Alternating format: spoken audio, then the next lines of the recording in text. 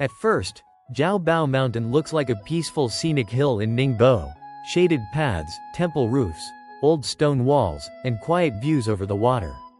But as we walk through this place, something much bigger begins to appear. Hidden among the trees are fortress walls, old cannons, wartime bunkers, temple courtyards, sea legends, and views over one of eastern China's great river and sea gateways. This mountain sits near the mouth of the Yang River, where river traffic leads outward toward the sea. That location made Zhaobao Mountain important for trade, defense, worship, and local identity. So, this video is not just about one building or one battle. It is about a landscape that kept changing with history, but never stopped mattering.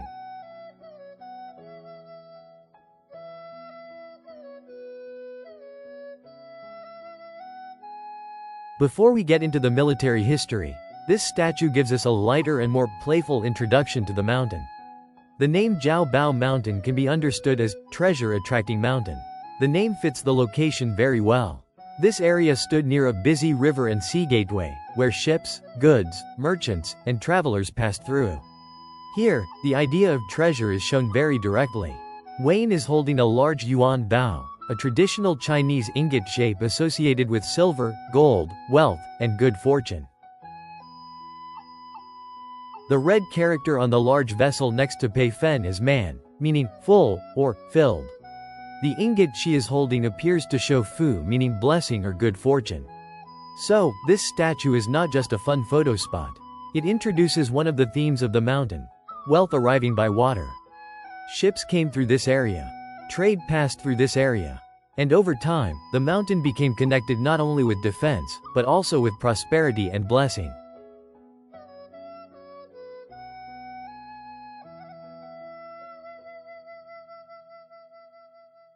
Now we come to one of the most important parts of the site, Weiyuan Fortress.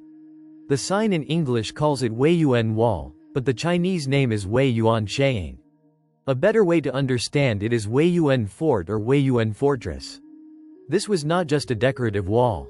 It was a fortified military enclosure built on Zhaobao Mountain to guard this strategic point near the river mouth. According to the plaque, Weiyuan Fortress was first built in 1560. During the Zhejiang reign of the Ming-dynasty. At that time, China's southeastern coast faced repeated threats from Wokou pirates and sea raiders. The mountain gave defenders a natural advantage. From here, they could watch the waterway leading toward Ningbo. Anyone approaching from the sea had to pass through this wider gateway. The original fortress was substantial. The plaque says its perimeter was more than 200 zhang. Using the measurement given on the plaque, that means the wall once extended more than 640 meters around, or 2,100 feet. It was about 1 zhang thick, roughly 3.2 meters, 10.5 feet, and more than 7 meters high, or 23 feet tall. That changes how we look at this wall. This was not a small scenic ruin. It was a serious defensive structure. The arched gateway creates a narrow passage, easy to control and easy to defend. The thick stone blocks show that this was built for strength, not decoration. And the guardian lions add a later ceremonial feeling, reminding visitors that this is now also a preserved heritage site. Walking through the gate, you can feel the thickness of the wall. The passage is heavy, shaded, and enclosed. It gives a physical sense of what it meant to pass from the outside world into a fortified space. Above this old stone gate is an inscription that appears to express the hope for peace and order across the realm. That is a fitting message here. After all the walls and weapons, the goal was not war itself. It was protection, stability, and safety for the people living beyond this gateway. Some of the best moments here are not the big monuments, but the quiet paths between them. Walking along the side of Weiyuan Fortress, the wall feels less like a museum display and more like something still living in the landscape. The stone blocks are uneven, weathered, repaired, and darkened by age. Moss grows between the joints. Vines creep across the top. Trees lean over the walkway, creating shade and quiet. The official plaques give us the dates and facts, but the wall itself gives us the feeling. It has been repaired, touched, walked beside, and weathered for centuries. Some stones show faint carved marks or scratched writing. They are too worn to read clearly now, and I would not want to guess at their exact meaning. But even without a translation, they still add something important. They remind us that this wall has not been frozen in time. It has passed through many hands, many repairs, many visitors, and many generations. This is not history sealed behind glass. It is history exposed to weather, time, visitors, and nature. Standing behind the wall, we begin to see why this place mattered. Zhaobao Mountain was not defending an abstract idea. It overlooked real water routes, real ships, and the entrance toward Ningbo.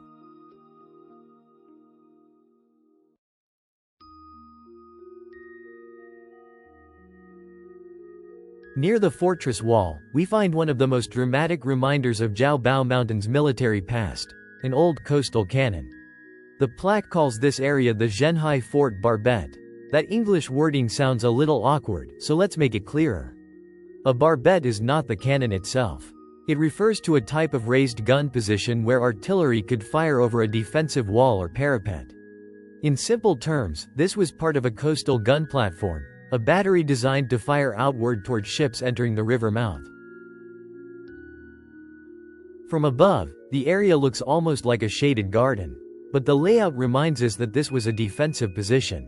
The cannon, the stone platform, and the overlook all belong to Zhaobao Mountain's long role as a guarded gateway. The Chinese plaque tells us that after an early gun platform was built during the Ming-dynasty, more cannon platforms were added during the Qing-dynasty. In 1665, during the Kangxi reign, more positions were built around Weiyuan City.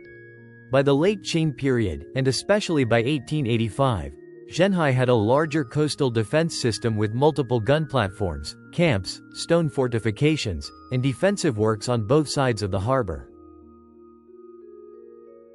The cannon shown here belonged to the eastern battery of Weiyuan City. According to the plaque, it was made in Britain in 1842. It was about 2.5 meters long, 8 feet. Had a bore diameter of 17.3 centimeters, almost 7 inches, and weighed about 2,500 kilograms. Or almost 3 tons. One interesting detail. The English sign appears to give a lower weight, but the Chinese says 2,500 kilograms. So the Chinese version gives us the heavier figure, about 2.5 metric tons. Seen up close, the cannon feels much more powerful than it does on the plaque. The barrel alone tells us this was not a decorative object. It could fire solid round shot, explosive shells, and scatter shot. It had aiming sights and a range of about 2,000 meters. Or 1.24 miles. But the most important detail is this. The cannon was used during the 1885 defense of Zhenhai in the Sino-French War. That makes this more than a display object. It is a survivor from a time when this quiet mountain was part of a real coastal defense line. There is also something fascinating about the cannon's origin. It was British-made, later used by China, and eventually became part of China's defense against foreign naval forces. That makes it a layered object, a foreign-made weapon placed into a Chinese defensive landscape.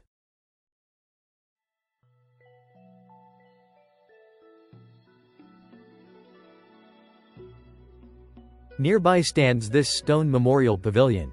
The inscription reads Wu Gong Ji Gong Ting, meaning pavilion commemorating the achievements of Lord Wu. The stone tablet inside reads Wu Gong Ji Gong Bei, meaning stele recording the achievements of Lord Wu. In this context, Lord Wu refers to Wu Jia, a Qing-era military figure remembered for his role in the defense of Zhenhai during the Sino-French War. This pavilion is important because it shows how military history became local memory. The cannon shows us the hardware of defense, the iron, the gun barrel, the firing position. But this pavilion shows us how later generations remembered the people connected to that defense.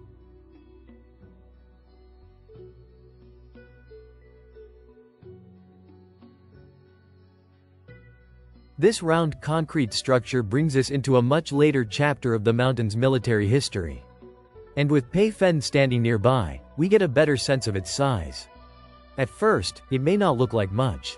It is low, plain, and partly hidden among the trees. But the narrow horizontal openings tell us what it was. This is a military bunker or pillbox. In Chinese, this kind of structure is often called diaobao. Those narrow openings are not windows for enjoying the view. They are firing slits. Soldiers inside could look out and fire while staying protected behind thick concrete. This connects Zhaobao Mountain with the 20th century, especially the period of defense against Japanese invasion. That is what makes this site so interesting. We are not looking at only one period of history. We are looking at a mountain that was reused and reinterpreted again and again. The Ming-dynasty wall tells the story of defense against pirates and sea raiders. The Qing cannon platforms tell the story of coastal batteries and foreign naval threats. The 1885 cannon and memorial pavilion tell the story of the Sino-French War. And this concrete bunker points toward the 20th century. Same mountain, same strategic river mouth, different enemies, different weapons, different centuries.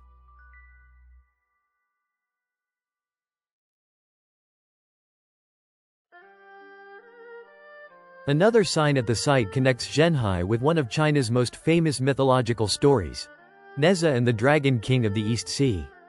The photo is a little blurry, so I would not treat it as a perfect word-for-word translation. But the theme is clear. It connects Zhenhai, the East Sea Dragon King, and the legendary world of Chentang Pass, where Neza's famous story takes place. Why does that matter here? Because Zhaobao Mountain was not only a military place. It was also a place where the sea was treated as powerful, dangerous, and sacred. People feared storms, pirates, foreign ships, and unpredictable waters. So they defended the coast with walls and cannons, but they also used temples, rituals, legends, and protective symbols. That is one of the beautiful things about this mountain. Iron cannons and sea dragons belong to the same story world. After the fortifications and cannons, the temple area gives the story a different mood. Inside the same mountain landscape, the fortress gives way to temple courtyards, stairways, shaded trees, and places of worship. Zhaobao Mountain was both a defensive site and a spiritual refuge. Here, the story becomes quieter. Instead of cannon fire and military walls, we see incense burners, temple roofs, offerings, and the bell tower. This was another kind of protection, not military, but spiritual. The sign on this building reads Zhang Lu, meaning bell tower. The temple tradition here connects with Guanyin, the Buddhist figure of compassion, and with the broader maritime religious culture of the region. For people living near the coast, spiritual protection mattered. Fishermen, sailors, merchants, families, and travelers all understood that the sea could bring wealth, but also danger.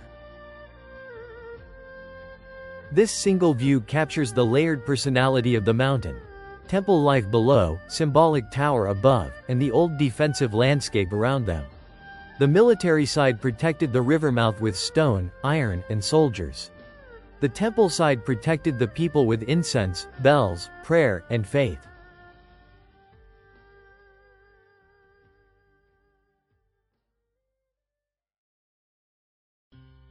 At the top of the mountain stands one of Zhaobao Mountain's most recognizable landmarks, Aozhu Tower, or Aozhu Tower. The current tower is a modern reconstruction, built in a traditional style. It rises above the mountain with multiple stories and sweeping rooflines, becoming one of the visual symbols of the area. The name is especially interesting. Ao refers to a giant mythological sea creature, often imagined as something like a huge turtle or dragon turtle. Zhu means pillar or support. So the name carries the feeling of a tower that stabilizes or holds down the forces of the sea. That connects beautifully with everything we have already seen. The fort walls and cannons show practical defense. The temples and legends show spiritual defense. Aozhu Tower brings those themes together. It stands high above the river mouth, symbolically watching over the waters below. It also connects with the earlier stories of the Dragon King, Neza, and the power of the East Sea. In this region, the sea was not just a body of water. It was a force, something to respect, fear, trade across, pray to, and defend against.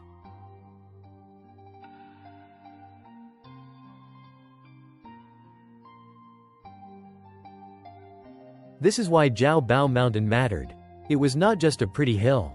It stood at a strategic gateway. Ships moving between the sea and Ningbo passed through this wider river and harbor environment. Looking across the temple rooftops, we also see another layer. The mountain was not only military. It was also religious and cultural. People came here to pray, make offerings, ring bells, and seek protection. It stands high above the river mouth, symbolically watching over the waters below. It also connects with the earlier stories of the Dragon King, Neza, and the power of the East Sea. In this region, the sea was not just a body of water. It was a force, something to respect, fear, trade across, pray to, and defend against. From the top of Aozhu Tower, the story of Zhaobao Mountain suddenly becomes much easier to understand. From the ground, we have seen separate pieces. A wall, a cannon, a memorial pavilion, a bunker, a temple, a moon gate, a tower. But from up here, all those pieces come together. Below us is the river. Beyond it is the modern port landscape. We can see bridges, roads, ships, cranes, industrial yards, temple rooftops, wooded hills, and the waterway leading outward. This is why Zhaobao Mountain mattered. It was not just a pretty hill. It stood at a strategic gateway. Ships moving between the sea and Ningbo passed through this wider river and harbor environment. Looking across the temple rooftops, we also see another layer. The mountain was not only military. It was also religious and cultural. People came here to pray, make offerings, ring bells, and seek protection.